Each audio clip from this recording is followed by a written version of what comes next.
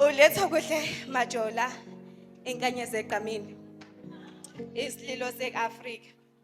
Iphethe imizwa emibili. Enye inkosazane iphakamisa isandla.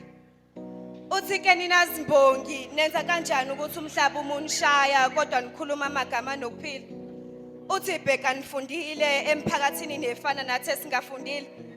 Amajazi emyezane mabili ngamathathu kodwa nigijimisana nathi kule msebenzi engathi shu. Angisafundisa ukuthi isikole singikhiwe kusasa lethu namhlanje nina nisadanguza nathi nifuna ukhiye kanye nathi singafundile. Mhlambe ke nayo ke imfundo ikhetha amabala la agqame kakhulu. Ngoba kuphumelela labo abadliza ambanela mpondo. Uthi bheka unomthandazo uphothula umatikuletsheni namhlanje useyimeya eAC. Impilo le ingufakazi oqamba ikhanda ukuthi uma kungekho ozokwelulela isandla akhiphe egodini lempilo yakho iyohamba ngamgudu munye uzofika egcineni. Uma nithi sibekezeleke nisho ngayiphi inhloso ngempela. Ngisho ngoba phela nomdali ngathi akasayizwa imithandazo yethu. Uthi buku unompumelelo wehla wenyuka nesitifiketi luthi inhlahla ayibona. Uthi noma eseyibona unompumelelo imani ihithe esandleni isifikile. Uthi yebo wakhuliswa ngethemba wathembela kulona noma selimjikela ithemba. Namhlanje usephenduka inhlekisa emphakathini bathi nengqondo ngathi ayisathathi kahle.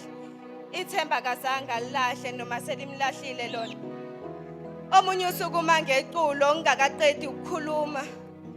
Iculo eliphekezela zinyembezi uphethe iBhayibheli usekhuleka kaqedi. Ekukhulekeni kwakhe ubeka lona lolu usizi lemsebenzi. Emthandazweni wakhe ubeka into esigcwele emgwaqeni wathula kancane wakhumbula. Kukho konke lokhu ukhohlo ukukhulekela abasemajele nabasesibhedlela. Uthe sakhulekela abasemajele kwafika umlolozelo. Mama ubabulala nami cela ungelekelele ungikhuzele yena. Oh umlando uyasiphinda abazali bethu bakwazi ugodla ubuhlungu bethu bevikela isithunzi semizi yabo. Ukhale kabuhlungwana inkosazanyana intombazane neminyaka eyishumi. Ithi angisabaza ubuthongo njalo mengisondela eduze kwababa ngithukizanye phakathi kwamagxala bami imihla namalanga uyasitika. Bathi ligotsha lisemanzi mina ngafundiswa wesilisa ngiselihlaza. Emoyeni ngilimele umzimba ukhathele. Bese nikhuluma ngethemba. Nithi sithandaze kanjani inhliziyo yami igcwele inzondo amathuna besilisa. Uthi ngimbize kanjani ongabonwayo ngise namathuna enzondo ngaphakathi kimi.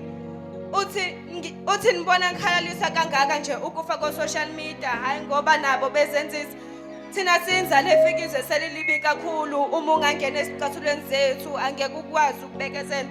Thina sazala sakhulisa abazali abangasicabangeli. Thina basibeka bona phambili kufakazela umama kanye nomakhelwane abakaze bebe bahle kithi. Kuphakama umama embethe izembatho ezimhlophe. Uthi bantu abamasikhulekeni. Uthi usizi lweni lukhulu kakhulu kufakazela amazweni wakhipha ngomlomo yenu. Lolu usize nilisheba nezinyembezi namhlanje siyalishisa namhlanje salibhubhisa.